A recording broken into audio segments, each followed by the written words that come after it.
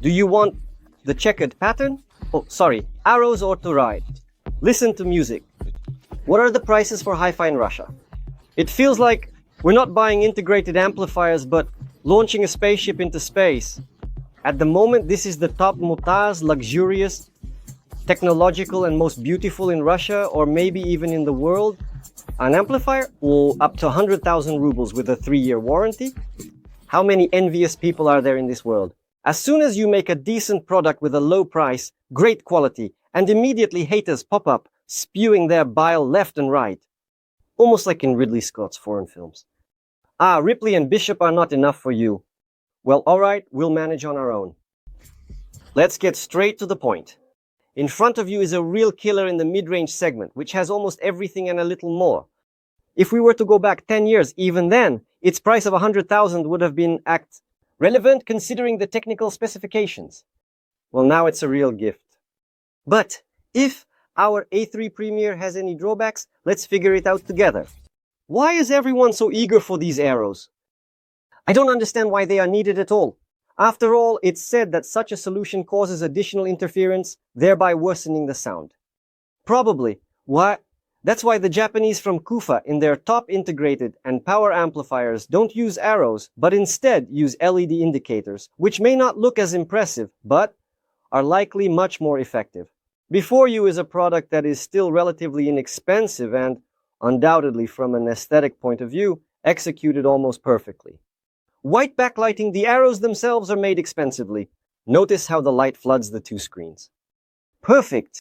And to achieve this, it took dozens of changes in color, material, and lighting. The founder of the company, who is also the father of this brand, Andre, during a personal meeting, told me at length and showed me how difficult it was to achieve the harmony that is before your eyes. I readily believe him. And even the arrows on Macintosh never appealed to me with their bluish backlighting. But these ones look quite cool. And you know, genuinely expensive. Dozens and dozens of different backlights. Yellow, blue, glowing in different ways, flooding again from top to bottom, bottom to top. I've seen all of this, friends. And imagine that the company, even in such small details, they went through everything. And here's the result. Well, it does attract, it catches the eye, and my focus group proved it. And it's clearly more expensive than all competitors in this budget, even up to 150K at a glance. If I'm wrong, it simply has no analogs. Please write your opinion in the comments, friends. Let's take a closer look at the facade. Thick aluminum front panel. As you can see, large indicators, they are really big, XXL in concept. A good power button, in my opinion, it's metallic. Master volume, volume control, friends. And it has steps, meaning when I turn it, you can feel how. Can you even hear it? No, probably it's almost impossible to hear, but you can feel how it switches. Again, the control 4. Bass. Treble, that and balance. I think it's metallic, but I could be wrong. It's worth mentioning separately. You see, when I press it, it's red here, or maybe white. Exactly matching the color of the screen. All of this is implemented once again very harmoniously, but it looks unusual that there's a light there. I still can't quite get used to it. I've just never seen such an implementation anywhere. Interesting. On the other hand, I don't really like that there are so many names. Prime Minister. Here it says Premiere, and here it also says Premiere, in my opinion. Friends, in my opinion, it would be very futuristic and truly, like a vision of the future. Devices like these, with a minimum of names. For example, Master of Lu, this font, in my opinion, is unnecessary. Also, having two cassette names looks extremely strange. I would leave just one, for example, right here, when the device is just standing there. There are practically no identifying marks on it. And when you press the power button, the Premiere lights up here. That would be cool. But the designers know best, of course, so I can just express my opinion. I have to find some flaws, friends. Let's see what's at the back of it. For that, of course, we'll turn it off. press the "Wupen off" that button and disconnect the power cord. By the way, I recommend using cables like these, more powerful ones. Kimber, for example, network cables. They really change the sound, friends. Yes, yes. Write in the comments if you disagree with me. So what do we have at the back? Terminals. Immediately noticeable are the very cool, high-quality terminals that are simply absent in equipment of this class in this budget. And that's really cool. We have an antenna here, Wi-Fi. We also have a streamer on board, friends. Can you imagine? Cool terminals, balance. Wi-Fi, direct internet connection DAC, Bluetooth, HDMI, coax, optical. My goodness, friends, yes, there's absolutely everything here and even a little more because even our phono preamp is unusual, with switching between MC and MM. And it doesn't just switch, but with such a toggle switch, elegant, cool, which is again from high-end equipment. Moreover, switching between balanced and unbalanced, friends, is also done with a toggle switch. You just want to keep pressing and clicking it because it's cool, and the cherry on top, SAP, well, that is you can additionally connect a SAP here. If you don't have a high-level bus machine, please connect it here and get full management and control. And all this costs less than 100,000 rubles with the indicators. So what other flaws? Only my nitpicks. Let's see what's inside. And there, oh, believe me, there's a lot of interesting stuff. Then, of course, I will turn it on. We will see and listen to how it plays. And of course, I will give my verdict. I'll say right away that inside there's a large toroidal transformer at 450 watts. And all this within a budget of up to 100,000 rubles. I understand, of course, that we have here sort of a Russian production, but it's indecently cheap, friends, indecently. And do you know why? Because the distributor is Russian. The company belongs to Russians, who accordingly make it all obviously at a factory in China. Well, how else? Your iPhone is also made there. I understand that this is such a cliche excuse, but nevertheless, in China, the production capabilities are so powerful and the culture is so advanced that I assure you, friends, as someone who has been in this country, been to Beijing, Hong Kong, Shenzhen, Guangzhou, everything there is serious. And we simply cannot create such production. Moreover, I actually believe that the Chinese are cooler than the Japanese. In terms of technology, why? Well, because if you look at history, who taught the Japanese writings? Who instilled culture in them? Who taught them faith? Essentially, it was the Chinese. So when people say, oh, the Japanese, they are so serious, they are so elevated. No, friends, the Chinese have always been on a different level. And they have many more inventions. A lot more.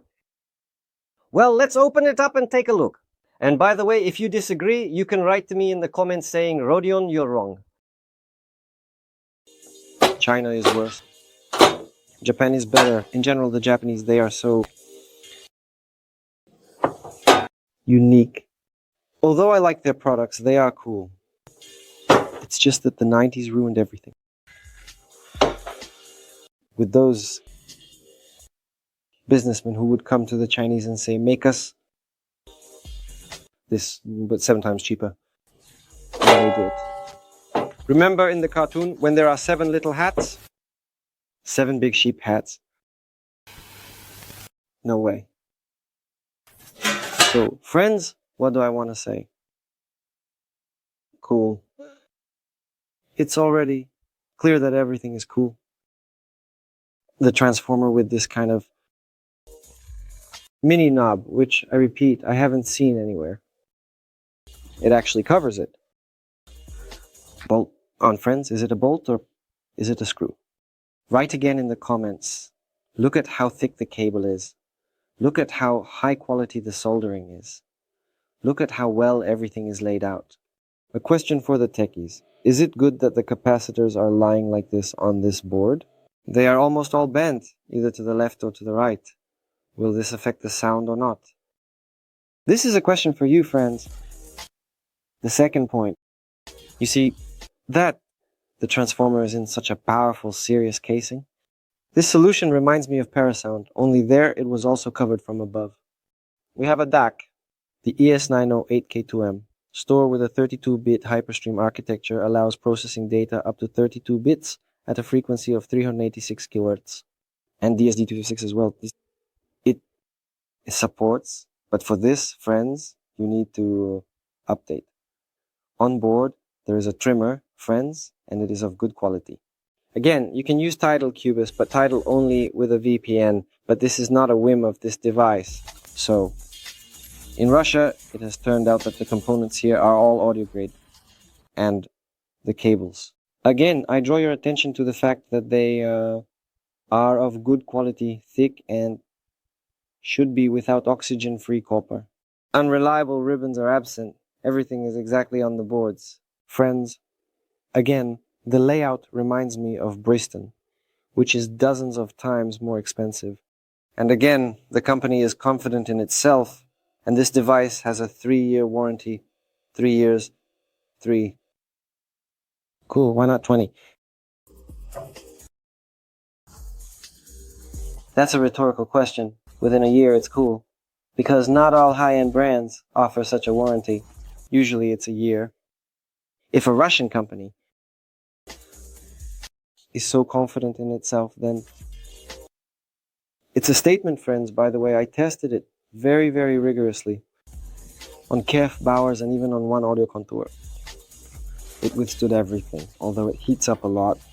I will now show you the heat map.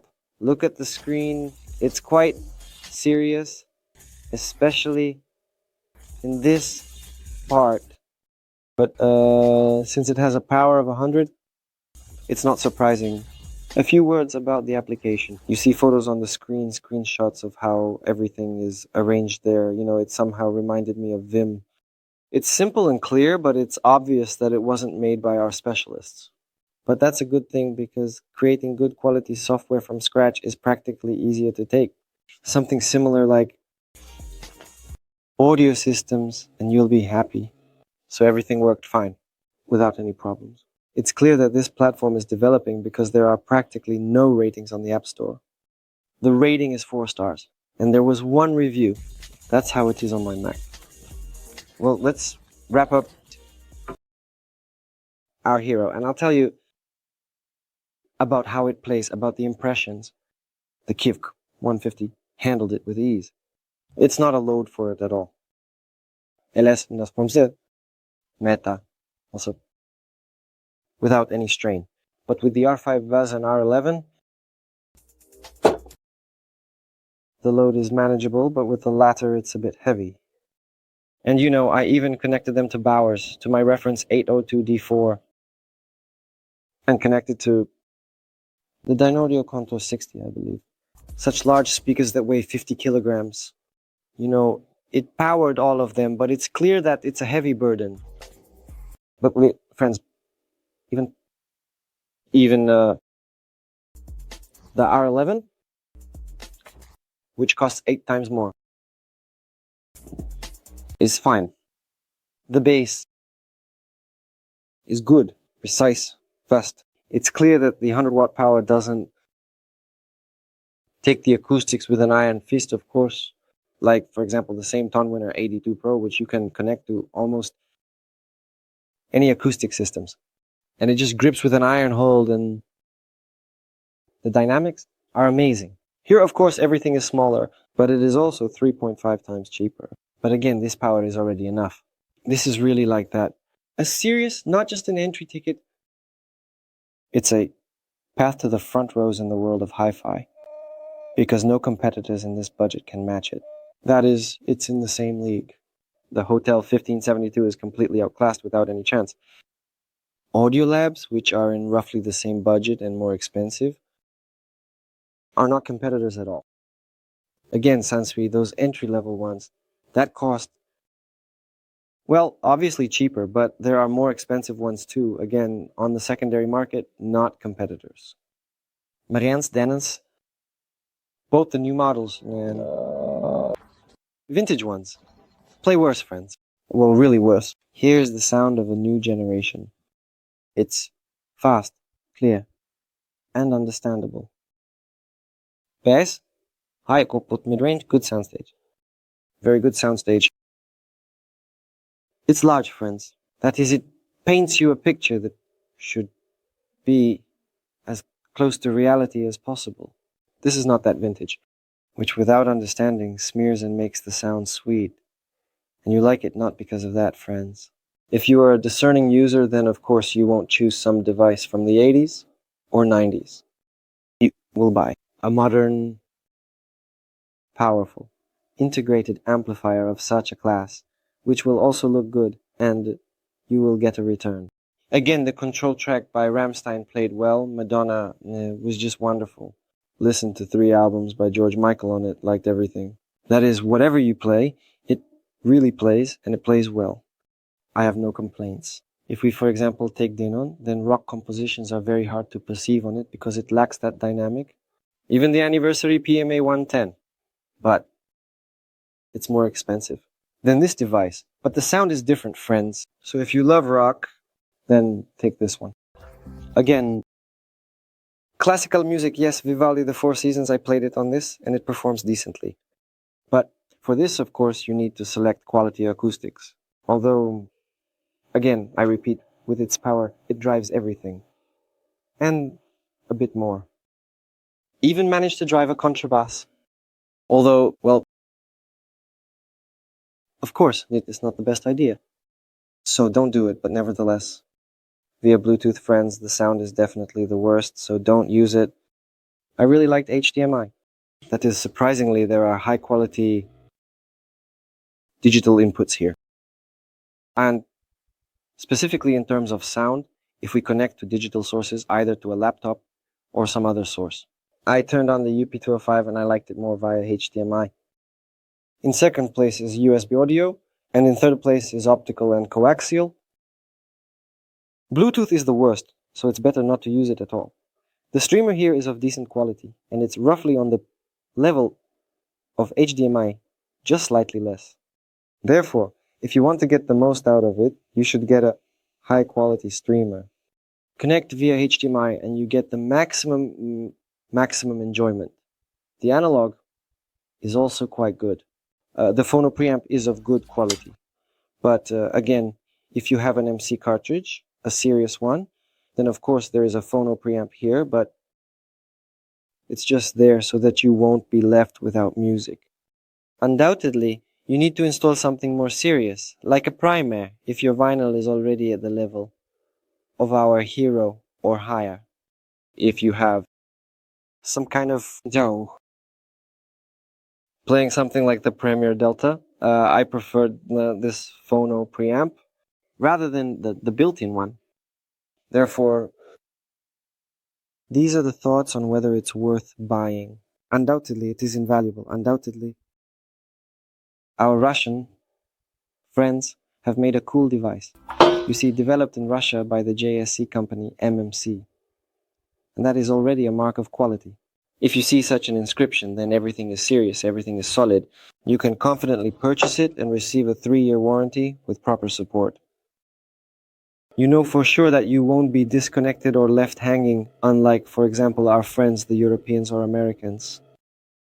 With Mercedes, you know the stories, right? When you try to start your car remotely and it doesn't start because the guys decided that we shouldn't use it. With the software, here, that won't happen, so you are protected if you have it. Let's say respect a certain pride for the country of Zenova, then all else being equal, I would certainly choose such a device. And in terms of appearance, it definitely looks cool. I kept it, invited different people, girls and boys, who I said, look at the stand, what do you think about it? There were several devices there, and everyone always paid attention to these arrows. Everyone thought it was cool and expensive, asking how much it costs. I hinted, what do you think? Like 250. Well, to the 300,000 like that in general, no one guessed below 200. People who don't know much didn't guess, but it cost. That's all, friends.